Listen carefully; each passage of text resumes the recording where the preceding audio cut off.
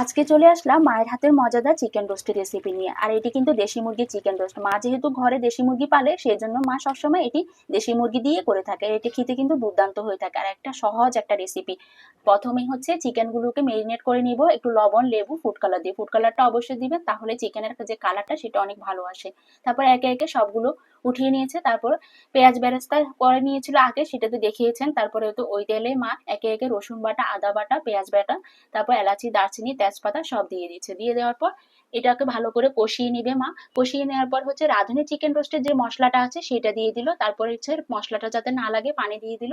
তারপর তেলটা যখন উঠে আসলো, মা একে একে চিকেনগুলো দিয়ে দিল। চিকেনগুলো দেওয়ার পর এটাকে ভালো করে কষিয়ে নিবে কিছুক্ষণ। কিছুক্ষণ কষিয়ে নেওয়ার পর মা সেটাতে বাদাম বাটা অ্যাড করবে। অবশ্যই বাদাম বাটাটা দেওয়ার চেষ্টা করবেন, এতে কিন্তু খেতে দুর্দান্ত হয়ে থাকে চিকেনটা।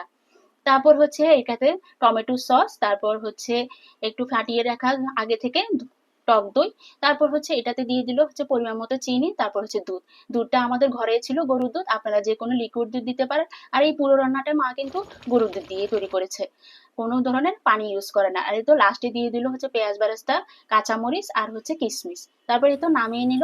আমার মায়ের এই চিকেন রোস্টের রেসিপিটা কিন্তু খেতে দুর্দান্ত হয়ে থাকে। আপনারাও বাসায় ট্রাই করবেন, আর যদি ভালো লেগে থাকে অবশ্যই শেয়ার করে